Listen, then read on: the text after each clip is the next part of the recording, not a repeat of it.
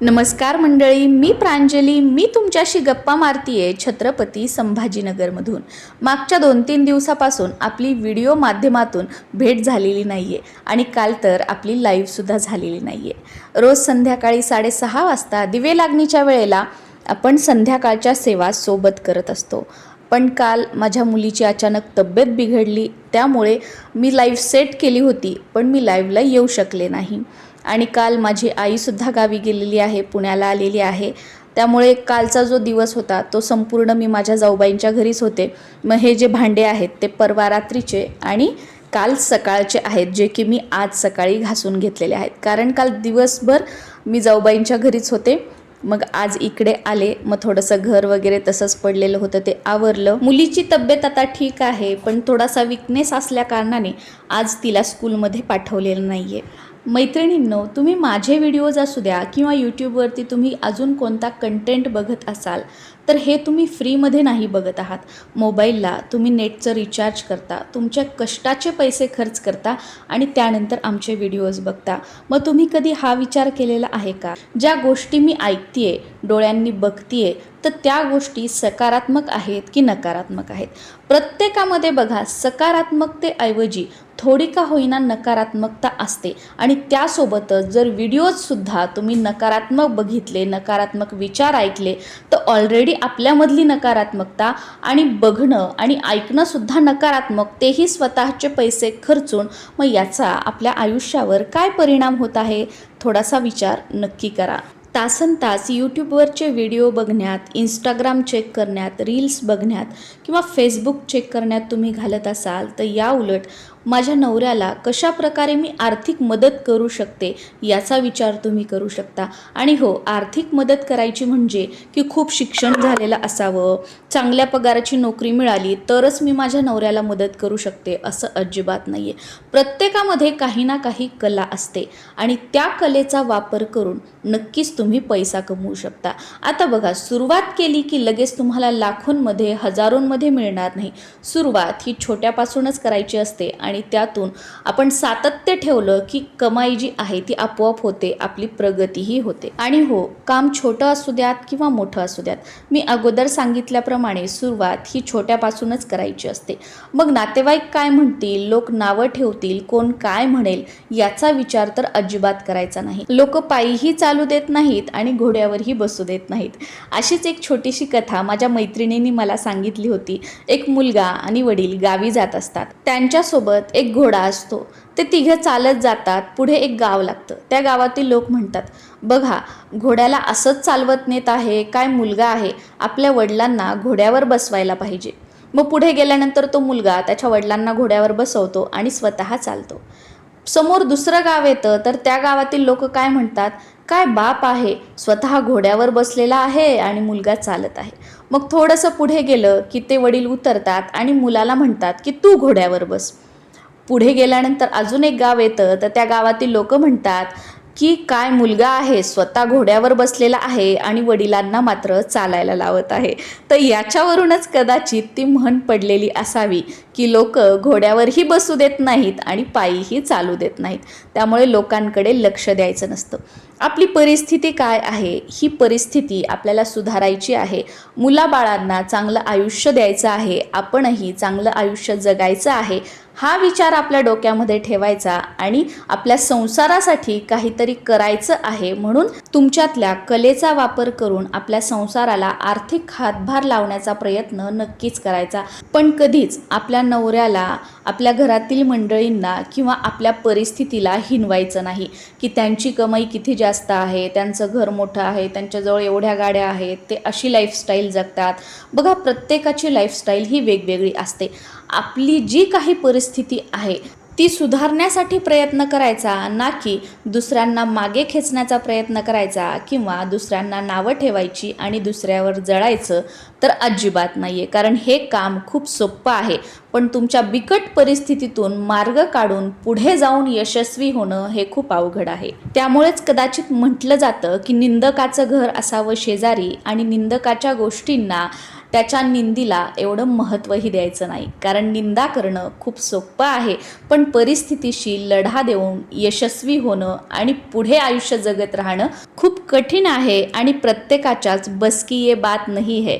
त्यामुळे अशा निंदकांकडे किंवा त्यांनी केलेल्या निंदेकडे अजिबात लक्ष द्यायचं नाहीये. प्रत्येक जण जन्मजात हुशार नसतो किंवा प्रत्येकाला सुरुवातीपासूनच सगळ्या गोष्टी कळत नसतात.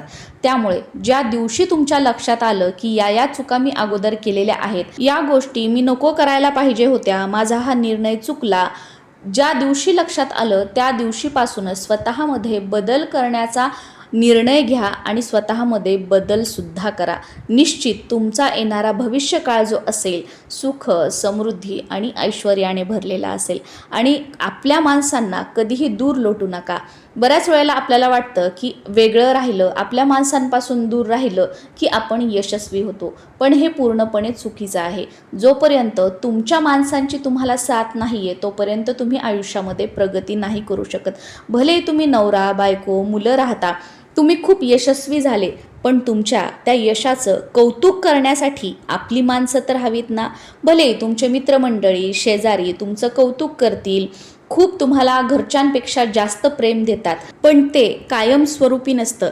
जोपर्यंत तुमच्याकडे पैसा आहे, स्टेटस आहे, तोपर्यंत तुम्हाला मित्रमंडळी आणि शेजारी पाजारी विचारतात. एकदा का तुमच्या जवळचा पैसा संपला की तू कोण आणि मी कोण. माझ्या मते तर तुम्ही आयुष्यामध्ये खूप पैसा कमवला, खूप यश मिळवलं, पण तुमच्या त्या कामाचं, तुमच्या त्या पैशाचं कौतुक करण्यासाठी तुमची आपली माणसं जर नसतील, आपल्या माणसांनी जर त्याचं कौतुक केलेलं नसेल, तर त्या पैशाला आणि त्या यशाला काहीही महत्त्व नाही. ते सगळं झिरो आहे. त्यामुळे आपल्या घरापासून, आपल्या नात्यांपासून आणि आपल्या कुटुंबापासून कधीही दूर जाण्याचा प्रयत्न करू नका आणि असा विचारही करू नका की यांच्यापासून दूर गेलं की मला यश मिळेल आणि मी यशस्वी होईल. कदाचित ही तुमच्या आयुष्यातली सगळ्यात मोठी चूकसुद्धा असू शकते आणि ज्या दिवशी तुमच्या ही गोष्ट लक्षात आली, ही चूक लक्षात आली, त्या दिवशी आपल्या माणसांमध्ये माफी मागून थोडासा कमीपणा घेऊन परत यायला सुद्धा विसरू नका बरं. आणि हो, संसारामध्ये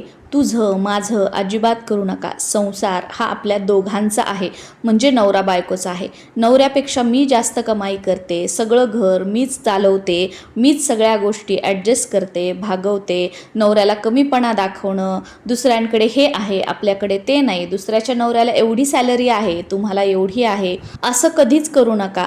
यामुळे तुमचा संसार टिकणार नाही आणि टिकला तरीसुद्धा त्यामध्ये जिव्हाळा, प्रेम, एकोपा हे असणार नाही आणि मग कुठेतरी कुटुंब विभक्त होण्याची, नवरा बायको वेगळे होण्याची वेळ येऊ शकते. आणि हो, नवरा बायको वेगळं होणं आजकाल खूप सोपं आहे, पण जसं आपलं कुटुंब आहे, जसे आपल्या कुटुंबातील मंडळी आहेत, थोडंफार ॲडजस्ट करून, थोडंफार सांभाळून घेऊन संसार टिकवणं जास्त महत्त्वाचं आहे. नाहीतर तुमच्या एवढ्या डिग्र्या, तुमच्या जवळचं एवढं नॉलेज, तुमचा पैसा काहीही कामाचा नाही जर तुम्हाला तुमचा संसार टिकवता येत नसेल तर. आणि नवरा बायकोची भांडणं होतात, सासूचं माझं जमत नाही, नवरा माझं ऐकत नाही, सासू आगाव आहे, सून आगाव आहे, मग याच्यासाठी काहीतरी उपाय, गळ्यात काही वस्तू घाला, हातात काही वस्तू घाला, घरामध्ये काही गोष्टी ठेवा, त्यामुळे सगळं व्यवस्थित होईल. तर असं अजिबात नाही आहे.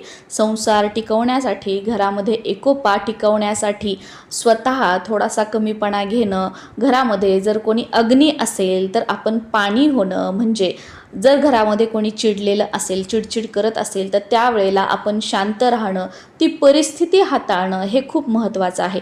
नाहीतर समोरचा पण आरडाओरडा करतोय आणि तुम्ही पण आरडाओरडा करत असाल, म्हणजे समोरचाही अग्नी तुम्हीही अग्नी, मग भडका तर उठणारच आहे. त्यामुळे कधी आपण चिडलो तर घरातील इतर मंडळींनी शांतता ठेवायची आणि घरातील इतर मंडळी चिडले तर त्यावेळेला आपण शांत राहायचं, ही एक गोष्ट लक्षात घ्यायची. आणि प्रत्येक वेळेला माझ्याच मनासारखं होईल, माझीच गोष्ट खरी असं करायचं नाही.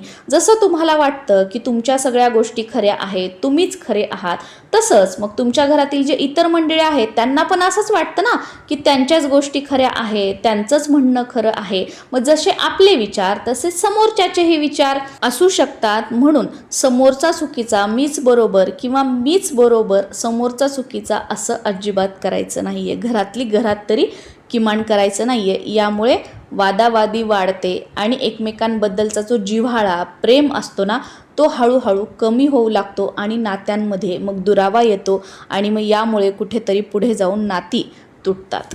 अहो, आपल्याला तर सगळं आयतं भेटूनही आपण संसार करायला नको म्हणतो. हे असं, ते तसं, ते तसं, ह्या सगळ्या गोष्टी उकरून काढतो. पण आपले आईवडील बघा, त्यांची तर काय परिस्थिती होती. ना पैसा होता, ना राहायला घर होतं. घरामध्ये एवढी माणसं होती. त्या सगळ्यांना सांभाळून त्या कमी पैशामध्ये ती कशी घरं चालवायची, कसा एकोपा, प्रेम त्यांच्यामध्ये होतं. मग आपल्याला तर सगळं अवेलेबल आहे, सगळं उपलब्ध आहे. मग त्यातून आपण आपलं कुटुंबामध्ये एकोपा आणि प्रेम राहू देऊ शकत नाही का? एकमेकांबद्दल आपल्या मनामध्ये जिव्हाळा राहू देऊ शकत नाही का? मनभेद, मतभेद हे तर जिच्या पोटून आपण जन्म घेतलेला आहे, आपल्या आईसोबत सुद्धा होतात.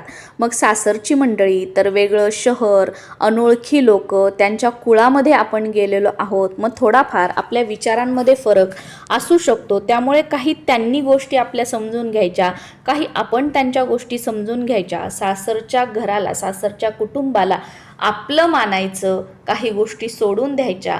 राग मनामध्ये ठेवायचा नाही. आईचं, भावाचं, वडिलांचं आपलं भांडण झाल्यानंतर कसं आपण थोड्यापुरतं रागावतो आणि नंतर सगळ्या गोष्टी विसरून जातो. त्याचप्रमाणे हे माझं सासर आहे, सासरची मंडळी माझी आहेत, म्हणून थोड्या वेळापुरता जरी राग आला तर नंतर त्या गोष्टी सोडून द्यायच्या आणि आपल्या कुटुंबामध्ये एकोपा, प्रेम कसं टिकून आपल्याला ठेवता येईल याचा विचार नक्की करायचा. यामुळे आपल्या मुलांनाही आजी, आजोबा, आत्या, मावशी, काका या सगळ्यांचं प्रेम मिळेल आणि त्यांनाही ही सगळी नाती कळतील आणि आपल्या माणसांसोबत राहण्याचा आनंद घेता येईल. या ज्या गोष्टी मी तुमच्यासोबत शेअर केलेल्या आहेत, या तुम्हाला सहसा कोणीही सांगणार नाही. या उलट तुझं जमत नसेल सासरच्या मंडळींसोबत तर वेगळं राहा किंवा घर सोडून दे, नवऱ्याला सोडून दे, त्यांचा काय विचार करायचा आहे. आजकाल काय प्रत्येक ठिकाणीच असं चालतं, आपण काही जगावेगळंच करत आहोत का, दे सोडून, अशा गोष्टी सांगणारे खूप जण आहेत. पण हे पूर्णपणे चुकीचं आहे. कारण कोणाचा संसार तोडणं हे खूप सोपं आहे, पण कोणाचा संसार जोडणं हे खूप अवघड आहे. त्यामुळे आपल्याला कोणाचं चांगलं करता येत नसेल ना, तर कोणाचं वाईटही करू नये आणि कोणाचा संसार जोडता येत नसेल ना, तर तोडूही नये. आणि आपल्या संसारासाठी काम करायला, आपल्या घरातली कामं करायला कधीही लाजू नका. यांच्याकडे बाई आहे, ती घरचं काम करत नाही, दुसऱ्यांशी कंपॅरिझन अजिबात करायचं नाही. आपल्या ताटात काय आहे हे आपण बघायचं, दुसऱ्यांच्या ताटात काय आहे ते वाकून कधीच नाही बघायचं. आणि हो, आपली माणसं एवढी कामी येतात ना, आता रोज भांडे माझी आई घासते, पण आई गावी गेली आहे तर भांडे मला आज घासावे लागत आहेत. बोरला पाणी नाही आहे म्हणून भांड्याची मशीन लावता येत नाही आहे. जवळजवळ 6-7 वर्षानंतर आज पहिल्यांदा मी हाताने भांडे घासलेले आहेत. पण मला सवय नाही आहे, मी कशी भांडे घासू, म्हणून मी अडून राहिले नाही. चला, वेळ आली आहे ना तर भांडे घासले.